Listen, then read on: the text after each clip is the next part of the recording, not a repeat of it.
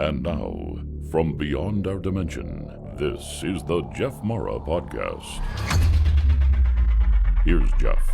My guest is Creig Morris, who had a near-death experience due to a home invasion, which we're going to learn about and more.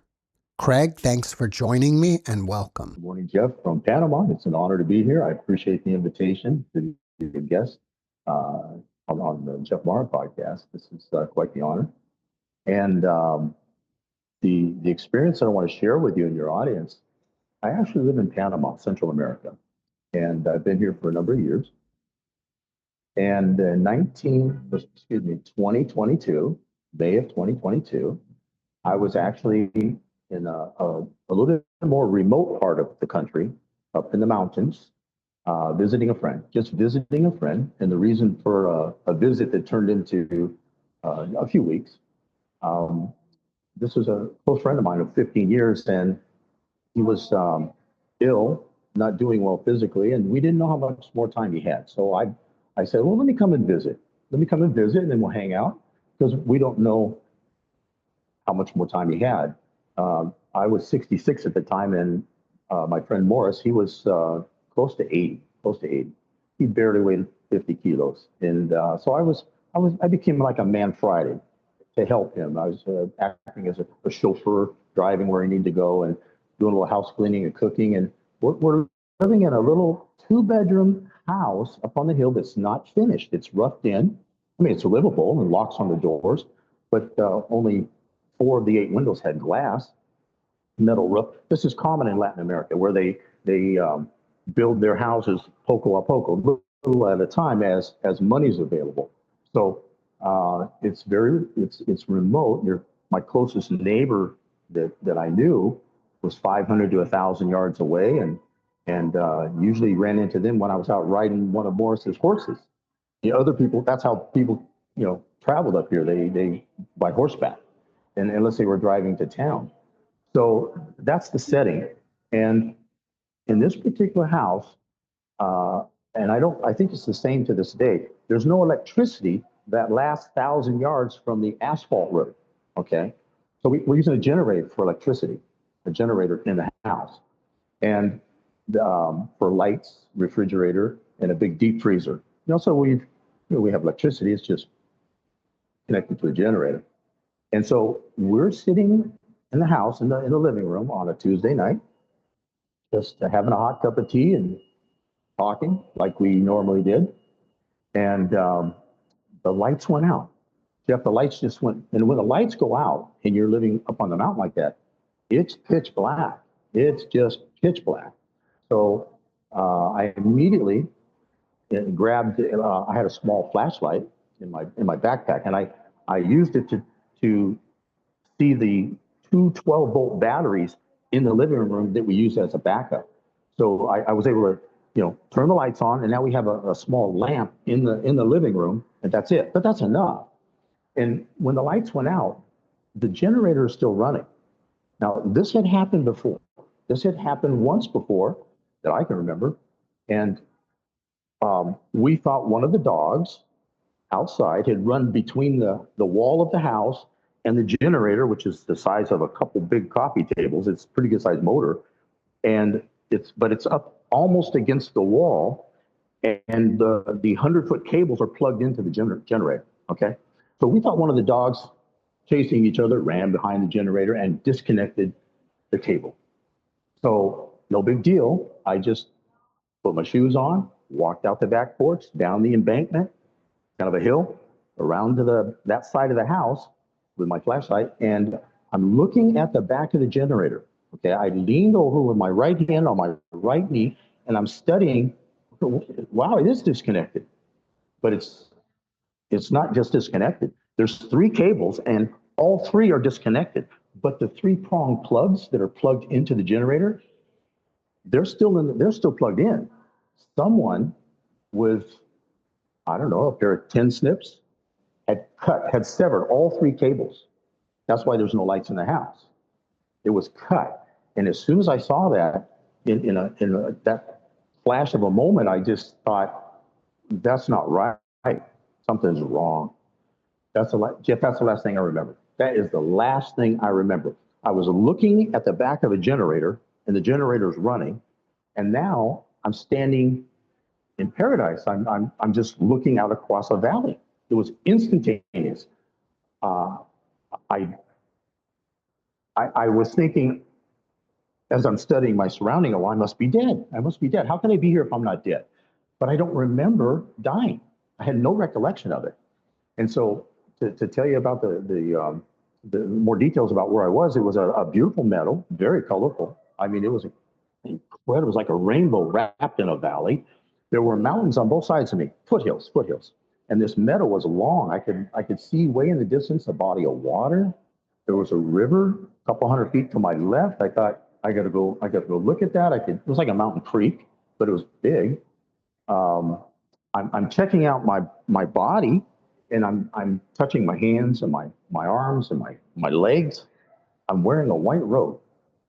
I was just wearing a white robe, and it fit snug. It was very form fit, but it was like just above my knee. I wasn't wearing any shoes. I was standing on grass, and the grass was beautiful green and felt like silk. But I'd never seen it green like this before. It was just when I walked on it, it was as if I could feel every blade of grass on my feet. The most bizarre sensation. Okay, I remember that. And then I look out to my right, about 30, 40 feet away, there was a tree, rather large tree. And when I looked at it, I noticed that I could see every little nook and cranny and the texture and everything of the bark of the tree. It was beautiful. And then the leaves, I could focus at 30 feet away and see the minutia of the veins in the leaves. It was unreal. And then at the same time, I looked past the tree, probably about 500 miles away, or 500 yards away, which is a quarter mile. And I could see other trees on the mountainsides, like the forest. And I noticed if I looked, and I just looked, and I waited a half a second and focused, I could see the leaves on those trees, and they were a quarter of a mile away. And I thought, now that's cool. That's really cool. Never had that experience before. But I'm having this conversation now, and every time I started thinking what I was thinking, I could hear my voice. It was telepathic. I could hear my voice, and it was in surround sound in all directions. And I was speaking, and I said, if I'm here, then I must be dead. And there was an answer immediately. I heard a voice, and of course, at the time, I thought God is speaking to me, and the voice said, "That's correct. You died. You're dead." And I don't know how, but that was a confirmation. And so I'm asking lots of questions, and I'm getting all these answers. Most of what I was recounting and asking questions about was a culmination of a lot of things in my life up to that point. I was trying to take advantage of the moment. Okay, I got questions about this, and this, and I'm asking for confirmations for things going on in my life, and I'm getting answers. But then I start thinking. I had a real heaviness in my heart, and I realized that, okay, if I'm dead, I don't even know how I died. I started getting a real heavy grief in my heart because I've got 5 biological sons. I've got 2 stepkids. My stepkids are here in Panama with me. I've been their dad for 20 years. They're my 2 closest friends, and they're going to be devastated, and that's a hard thing to live with, you know. And so I didn't know if it was possible, but I started thinking to myself, I can't stay here. I can't stay here. I don't want to stay here. As beautiful as it is, part of me did not want to leave. Part of me wanted to stay. It was just unbelievable. The love that I felt and the joy and happiness. There's another word that comes to mind for me is this like acceptance. Like, this is home. Welcome home. This is where I'm supposed to be. And it was very, very physical. And when I thought a minute or so went by, and I thought, I'll go check out the Creig. But I moved rather quickly. As soon as I did that, I realized I wasn't walking anymore. I just took off flying over the meadow. And I thought, well, that caught me off guard. So I stopped. I didn't even realize I stopped. But as soon as I stopped thinking it, my body just slowly floated right back down until I was on level ground. Okay. And I thought, that's cool. I'm going to have to go visit some other places. But then that heaviness came back, and it came back stronger than ever. And so As beautiful as this meadow was, um, I made a decision, and I didn't know if it was going to happen or not, but I made a choice. I said, I can't stay here. I'm not going to die like this. Jeff, I was 66 in great health. I'm not sick. I'm sick. I have no diseases. I've never been in a hospital in my life. Three and a half years ago. I don't take medications for anything. I work out. I played semi-professional baseball when I was a young man, and I take care of myself. So I'm thinking, this is not fair. Somebody took my life from me, and I don't even know how that happened. But as beautiful and as at home as I felt, I wanted to go back. So I said in my mind, but I heard myself say it, I'm not going to stay here. I'm not staying. I'm not going to die today, not like this. And I put my hand down. I said, not like this. The moment my hand went down, when I heard my voice say this, I was instantly back in my body here on earth. Okay. At that moment, oh my God, I was gasping for air. I had been dead for 15 minutes. I know that because I walked outside at 8:32. I'm very conscious of time. 8:32, I walk outside the back of the house to the generator. An hour later, my attackers left at 9:45. I know the exact time. Okay, so what I'm talking about now is what I'm sharing with your audience is what happened at that point, because everything's becoming real clear now that I'm back here. My hands instantly shot up to my head. The pain was unbelievable. Somebody had come up behind me. I would have never heard them sneak up behind me in the black of night with that generator running, because it was as loud as a semi truck. The motor, there's no muffler. It's just a loud engine, you know? So they had hit me from behind, and the doctors and the investigating police said they were pretty sure it was a crowbar because it left a large open gaping wound, and it was a check, like a check mark at the, you know how a crowbar is. They didn't hit my eye, my jaw, my teeth, thank God. They just hit my head. But the pain was off the chart. And so I take this huge gasping breath. As I'm exhaling that breath and preparing to take another breath, my hand shot to my head. I am what felt like a baseball outside of my head, soft tissue. My heart hadn't been pumping for 15 minutes.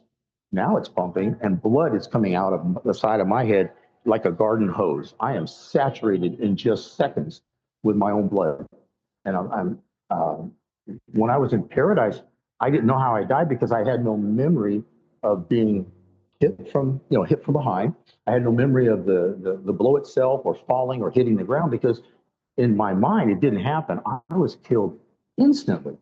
So there was no pain, there was no nothing, no recollection of the event. I just instantly appeared in heaven.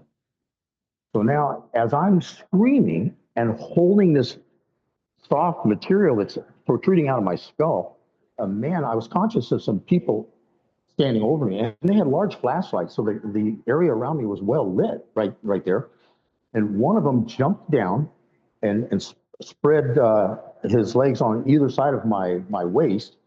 He grabbed me by my shirt, and he screams these words in Spanish, and I'll translate for you. I've been down here for 30 years. My Spanish is really good. And he simply said, "Oh my God, he's alive?"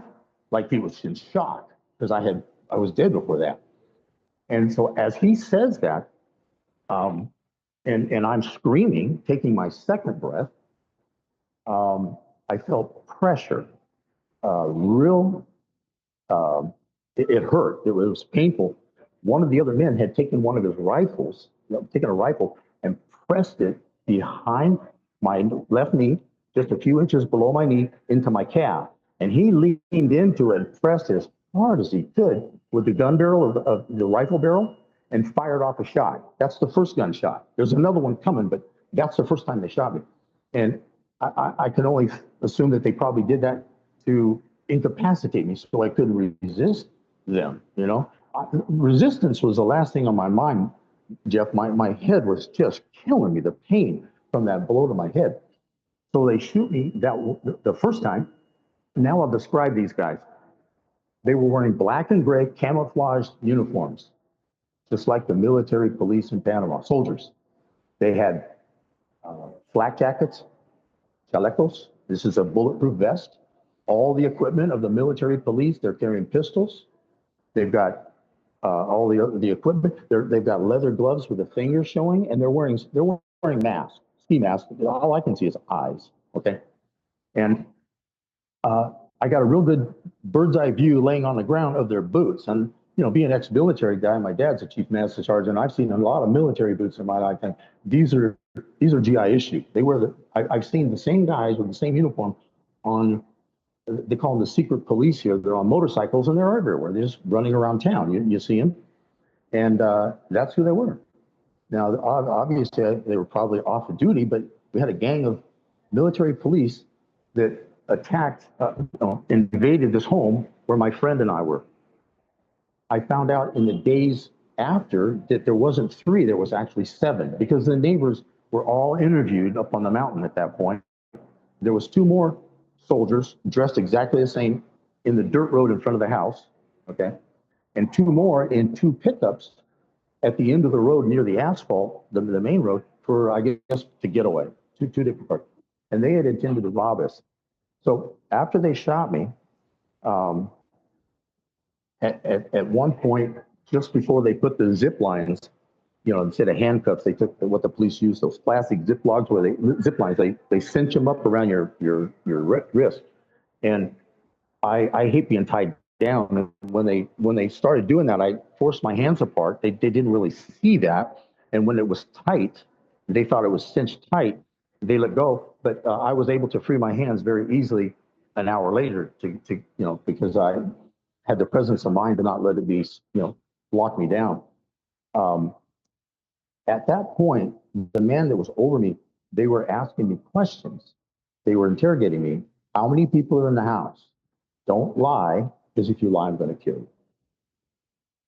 Are there any weapons in the house? How many people in the house? Are there any weapons in the house? And tell the truth. Don't lie, because if you lie, I'm going to kill you. And the second time he said that, I don't know why I did this. Hindsight, this was stupid. I'm looking at this man's eyes 6 inches from my face, and I screamed in his face. I screamed at him. You already killed me one time. You already killed me once. And his eyes were the size of pins. He wasn't, I actually felt from his voice inflection, he was more afraid of me than I was of him at that point. Remember, I'd been dead for 15 minutes, and that would kind of freak anybody out. Somebody comes back.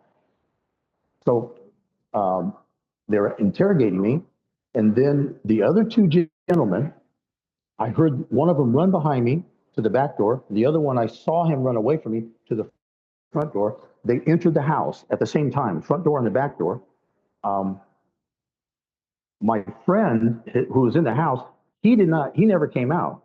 I'm sure he heard the gunshot, but he was probably thinking, where's Creig? Why didn't Creig come back in the house? But he's not doing too well. He wasn't going to run outside. He's weak. When they ran in the house, I counted 7 more gunshots, okay? Pistol shots. They had pistols. And the house was under siege. I do not know that they haven't killed my friend. I thought maybe they killed the dogs. But the truth is, the 3 dogs, at the first sign of trouble, they left. These are not guard dogs. These are just family pets. They were in another county by then. They weren't around. Anyway, I could hear all this commotion in the house. They were turning the furniture upside down, throwing mattresses, going through the cupboards. They're looking for money. Evidently, their intel suggested that these 2 gringos are up there just swimming in money, drinking, shooting the breeze and counting our money. It was a robbery. It was a robbery. And so this went on for about 45 minutes. And I'm outside laying in the mud, and that's a very surreal feeling to look at all the water. It rained that day, and I'm laying in a puddle of water and mud, and there's more blood than there is water on the ground. It's a very surreal feeling. It's not a movie. This is real. And I'm thinking, I had lots of thoughts in my mind. I was so weak. I lost so much blood. I knew that if you had a concussion, don't go to sleep. You might never wake up. But I didn't have a concussion. I had something a lot more forceful than it was blunt force trauma. I was killed instantly. So I'm thinking, don't go to sleep, don't go to sleep, stay conscious. But I was weak. And my left eye, which they did not hit, but the force of the blow here, my left eye was black and purple for almost a week. It just swelled up. And thank God they didn't hit my eye. But I'm laying there and I'm thinking, oh my God, how much damage is in my leg? I'm going to have a titanium rod and multiple surgeries just so I can walk, because that really hurt when they fired off the gunshot. It felt like somebody was welding, a welding torch was in my leg. The fire of it was so hot. And so now they come back outside, the other two guys. I don't know what's happened in the house. I have no idea what's going on with my friend in the house. But they came out and they were very upset. They were beyond upset. Now the three of them are over me, interrogating me again. And they were a little bit rough about it too. Where's the money? Where's the money? And I said, I don't know. I'm visiting my friend. Why would I know where money is at in the house? I don't know. And so at that point, I'm thinking, I'm just trying to stay conscious, Jeff. And I felt that same pressure I felt nearly an hour before, okay? These guys are really upset. I don't know if it's the same man or one of the other two. He took his rifle again, pressed it to the back of my left leg, okay? But this time, instead of being a few inches below my knee, pressed into my calf, it was exactly 10 inches below, closer to my ankle, and he leaned into it with all his body weight. It was very painful. Even though I'm in shock, I could feel the pressure of that gun barrel pressing against my leg, and he fired off a second round. Now, they didn't do that to kill me. They did that to cripple me so I would never walk again. These guys were upset. This was a, I'm sure they planned this in advance. You know, this is a major operation, 7 soldiers attacking a house. And they went through my pockets at that point, and here's what they got: $50 cash and a phone card. That's it. They were willing to kill both of us for $50 and a phone card. So when they shot, I screamed again. I think you could hear me for 10 miles. The whole mountain could hear me. There's been 8 gunshots at this point. And I guess the third one wanted to feel a part of the game. So, and I was laying on my side in the mud, watching them. They got these bright flashlights, so it's well lit, but I'm looking with one eye now. And the third guy, he took his rifle and he reversed it. And he hit me as hard as he could with the rifle butt right back here. There was 9 more stitches to close that wound, a big hole in the back of my head. The wound here was very, very large, and it took 9 stitches, but they were triple, so it was 27 stitches to close that wound when I did get to a clinic. But now it's 9:45 at night. They just casually walk away. I watched them disappear into the blackness, and I'm laying there. And so I all I can think about was, I got to get in the house. I got to help Morris, my friend. His name is Morris. So I crawled through the mud to the wall, the side of the concrete wall of the house, and I used the wall to stand up. My left leg, I couldn't really bend my knee. I don't know the damage inside. I have no idea what's going on with the bones in my from my knee down on my left leg. And so when I got vertical, I could hobble holding the wall, dragging a leg around the corner of the house. I crawl up the embankment on my hands and knees, really just one knee because I had no use of my left leg. So I dragged myself on one knee up to the porch and stood up with the help of the wall there. I entered the house, which is the same door I came out to check the generator. Morris was laying in a fetal position on a concrete floor. There's no tile in the house. Remember, it's not finished. And he's got zip lines on his wrists and his ankles. And I asked him if he was okay, and I heard him, he moaned. I grabbed a knife from the kitchen sink and freed him. I was afraid to move him because I didn't know that his neck might have been broke. They had thrown him on his head. They roughed him up pretty bad. He was cut on his neck where they were pistol whipping him. That's what they were doing, and hit him with their pistols.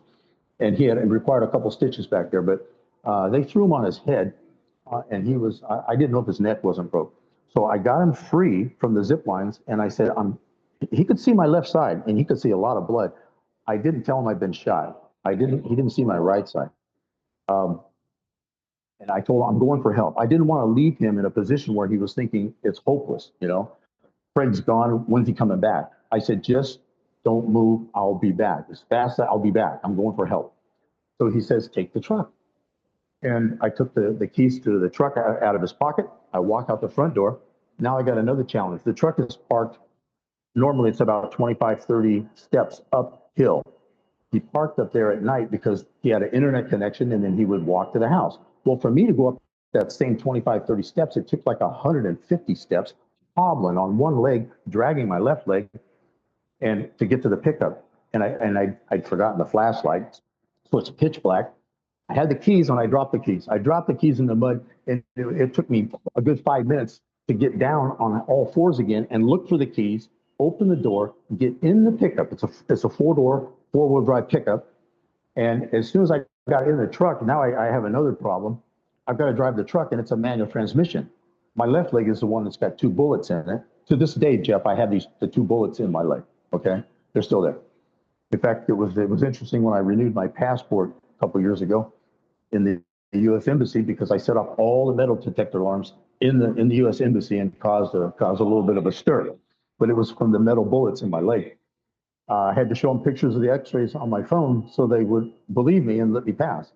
Anyway, I get in the car, the truck. I drive down the property, on the property of where the house is, to the driveway to the main road, the gravel road.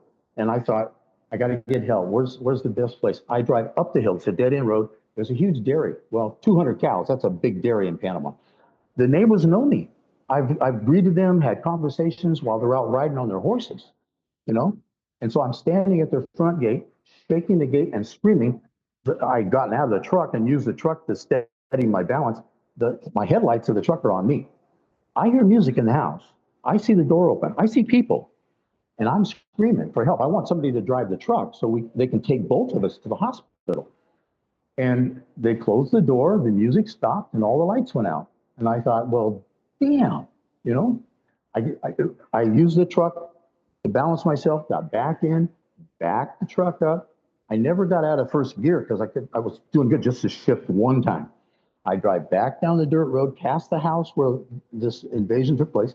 I get to the main road, and I thought, I'll try one more. I'll try a neighbor here. There was a street lamp, very well lit. I drove right in the yard of this house, but the curtains were shut and no lights on in the house. But I'm out of the car, and I realized there's headlights from behind me. They turned the headlights on. 3 men were in a pickup truck, and I'm waving my hands, screaming for help. Come and drive the truck. I need help to get my friend to the hospital. Jeff, they turned the lights off, backed up, and drove away from me. You know, and the few people that have heard the details of this in the last few years, I always ask the same question. Who are the bad guys? Who really are the bad guys?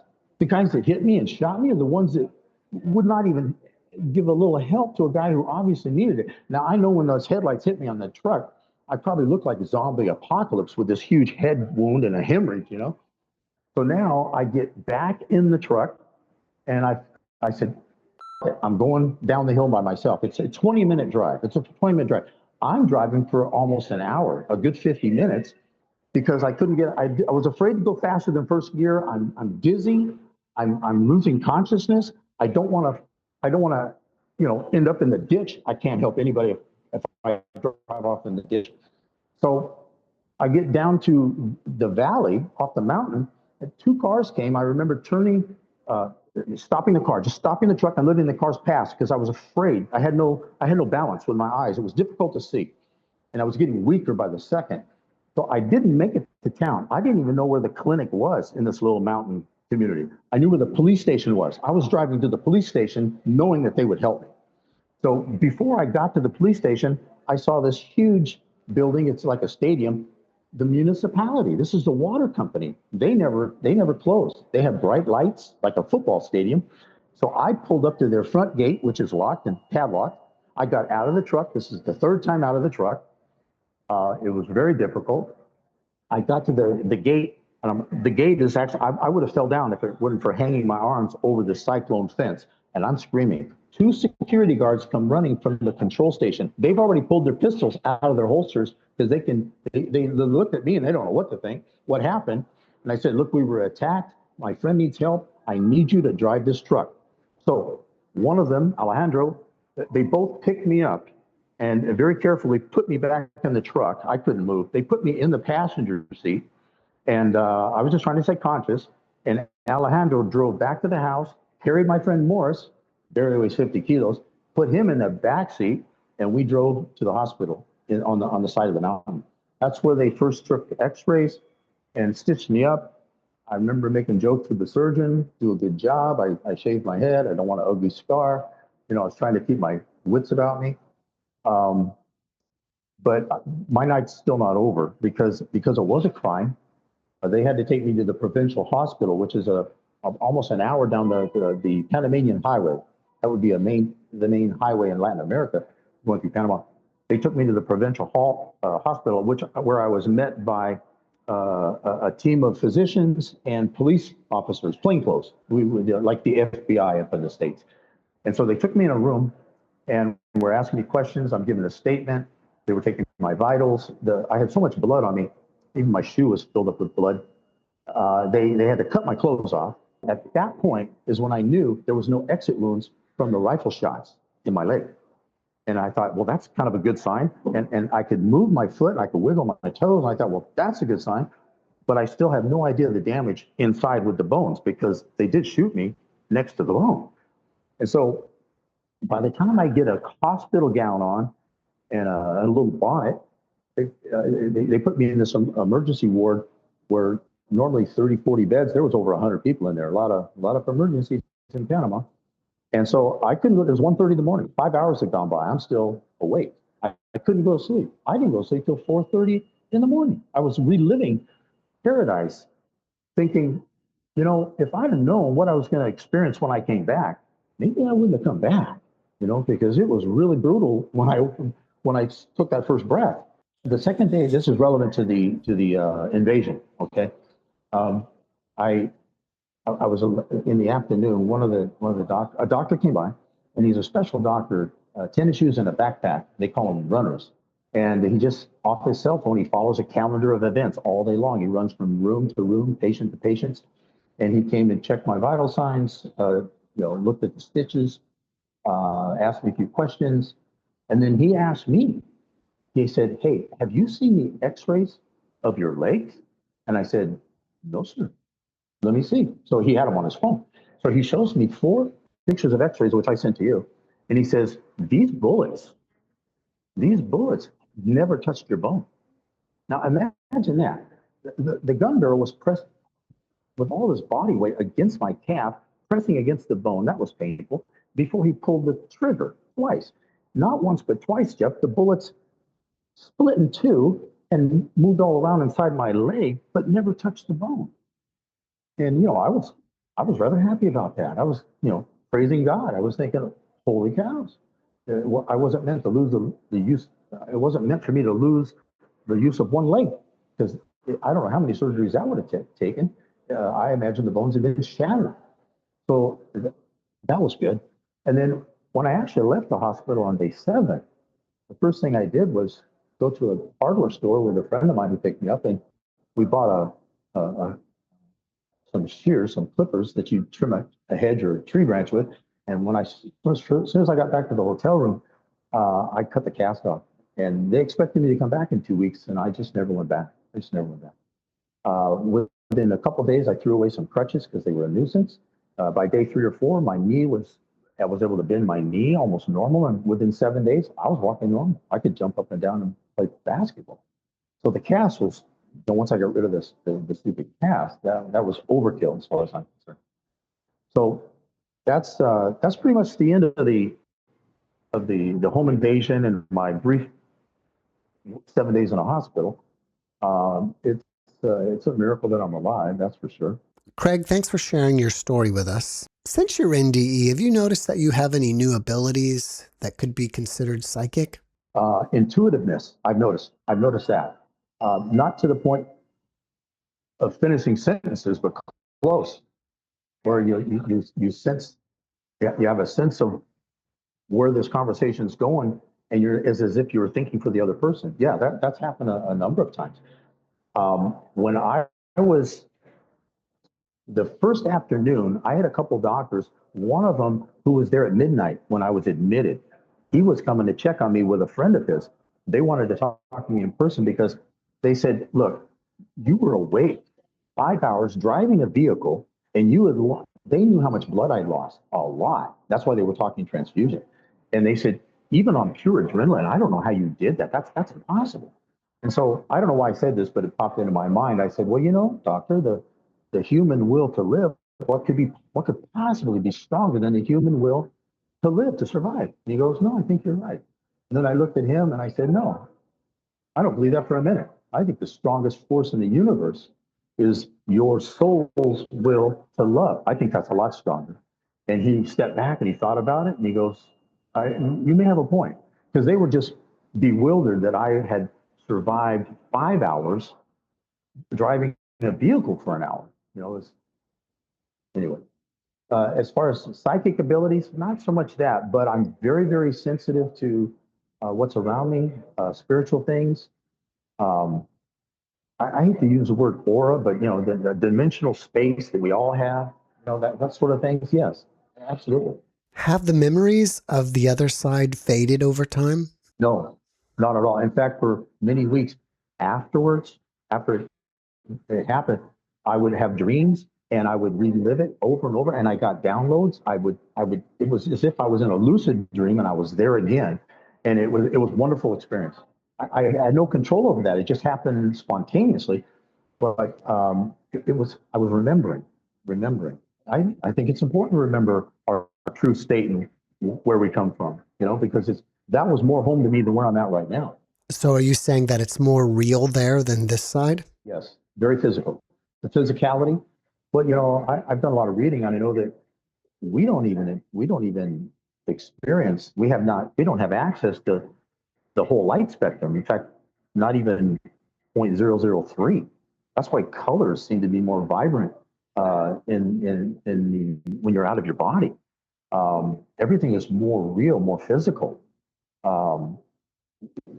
Allegedly, we don't even use more than two strands of DNA, but we've got 12 or 13, and they say it's junk DNA. I don't believe that. I think that's part of the restrictions or restraining that we have in this earthly realm, where time and distance and space actually, it's kind of like a prison. We're bound by that. Okay, your soul has none of that. Do you think the realm that you were in was heaven? Is that what you'd classify it as? Yes, I do. I know that we have more than one heaven in this universe, if I could say it that way. And where I was, I think of it as my own personal paradise. And I really believe that I knew I was going to have that experience before I came here, part of a soul plan or a soul contract, if you will, because I didn't see anyone. I had a conversation with somebody, and at the time I thought I was speaking, God was speaking to me. After the last 6 months of watching lots of testimonies and hearing lots of experiences from people who have been out of body in a controlled state, I'm not so sure I was talking to God. I think the conversation was almost like I was talking to my best friend, somebody who had known me for a long, long time. And the interaction seemed more like that, So I think I had the experience, in my opinion, to remember, to help me remember. And I'd already had another experience, decades earlier, which kind of was a prerequisite to this. And it was the same feeling of love and protection and acceptance that I experienced in paradise. So are you saying that you pre-planned this NDE pre-birth? Well, I tend to agree with others of like mind. This earth, this realm that we live in, we come here for the experience, to experience that which we are not, because this body that I'm in and the body that you're in, this is not the real us. Our soul that's the real you. Okay, that's what's fueling this physical body, and this body will die eventually, and this body has limitations. Eat, sleep, we get sick. Death is an issue. Death is not an issue at all on the other side. That's where life is. It's not here. But we come here for the experience, because this is a very polarized duality place where you've got good and evil and a lot of things that we can't experience on the other side because it's just pure love. They call it unconditional love, unlimited love. Whatever love we experience in this life and in this physical plane where we're at, even if it was the best of the best and you can't describe it, it's the best love ever, it's still measured. It's not unconditional. It's not unlimited.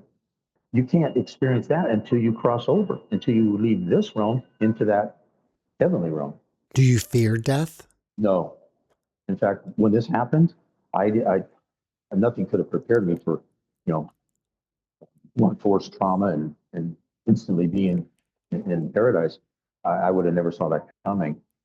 But no, I haven't feared death since I was 27 because of the event that took place on the highway. That was a tear in the matrix, we like to say. From 2000 on, when the Matrix movie came out, this isn't real. I was also using phraseology like, this is a movie. I'm Truman. This is the Truman Show. Who are you? Because I felt like my life, and others that I have met along the way have felt this too.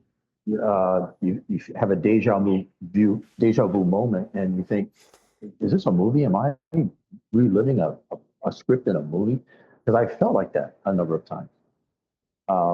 But no, I absolutely do not fear death. I know that this life is but a blink of time. It's a blink of time. And I will also say I am actively pursuing the other side to have my own control out of body to the point where I'm reevaluating my life, my thoughts, my diet, everything, because it's all important if you're going to cross over and have that experience as an explorer. I want information. I have lots of questions, Jeff, and the questions cannot be answered here. I've got to leave to get those answers, and I know that will help me and my family and help wake up people here. I want to remember more than I remember. Have you been successful having OBEs? No, I've been so close, so close. Some of the visions and the portals that I've seen and activities. In dreams and visions, unbelievably so.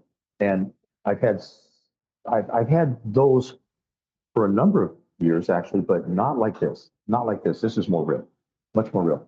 And so I'm eliciting some coaching from some other more experienced people, in the OBE community, which it's a community of a lot of love and a lot of encouragement, because those that have been there understand the importance if you have that desire to go. I think we should all have that experience truthfully and remember our true state, where we come from. Is it common for home invasions like that to happen in Panama? Well, that's a good question. I don't think so. I don't think so. I think we were targeted, a couple of gringos. The economy has not really recovered since 2020, 2021. Crime is quite high here. Unemployment is off the chart, almost double what it was prior. And so, desperate people do desperate things. And foreigners, there's an assumption that I guess we're all millionaires and swimming in money. And that was their plan, was to rob us. But no, in answer to the question, I don't think it's common. Petty theft and so on and so forth, yeah. But an armed invasion in uniformed military soldiers, I don't think so. At least I've never heard of that. If you had a friend that was grieving over the loss of a loved one, what type of advice would you give? Oh, I would try to instill as much peace of mind as possible, Jeff. Nobody dies. We all are eternal. We're all infinite beings, okay? When I said we come here to experience that which we are not, I believe that's absolutely true. The first time I heard Darius Wright say that, that just resonated with me. One of the reasons I want to have a controlled out of body is I have some friends and family that have passed on that I was very close to, and I would love to see them. Okay. And of course, bring that information back and share it with others to encourage them. But in answer to your question, um, and there's been many out-of-body experiences that I've chatted with and had conversations with that have seen their loved ones on the other side. And I didn't, but I think there was a reason I saw. I didn't see anybody. If I had saw people that I knew and had been close to, I might not have come back, and that would have been devastating for my children who they depend on me, my stepchildren. And so, no, I don't. I would encourage them to be at peace, and your time will come. We come into this realm and we have no memory, and it's I think we all should want to remember so that we can know our true origin, our true state. We are soul beings living in a flesh suit, and death will take you back to the other side, unless you choose to go. Unless you have a near death experience, which that's what happened for me, where you choose to have an out of body experience. Either way. Creig, after watching this podcast, people may want to reach out to you and ask you questions. Are you open to that? Sure.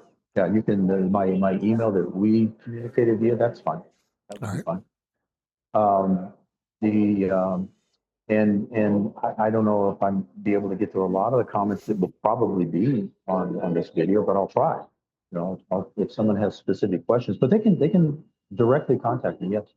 Creig, before we finish up, can you leave us with a last positive message? I would encourage everyone watching this video to not fear death. And I'm not saying that flippantly, okay? This life is fragile, and nobody wants to die prematurely. Absolutely not.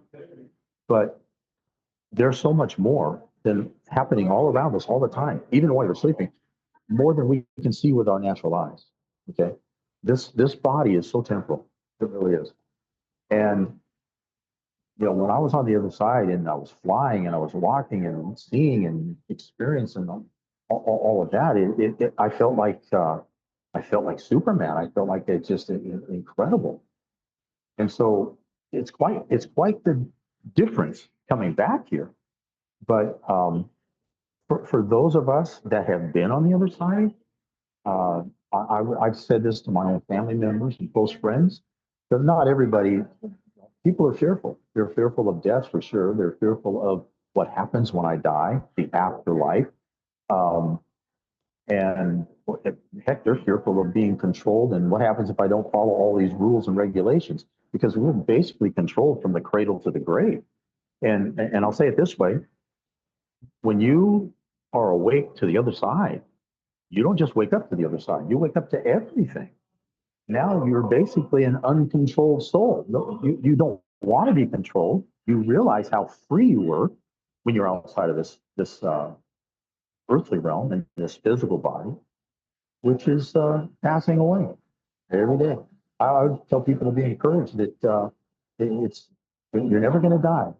You will live for eternity. Absolutely. Creig, thank you for your message, and thank you for being my guest. It's been my pleasure. Thank you, Jeff. Thanks for watching the JeffMara podcast. I really appreciate you. Another way to show support is through YouTube memberships. And if you do, there are loyalty badges and other perks depending on your level of membership. All you need to do is click the join button underneath the video to find out more. Thank you for your support.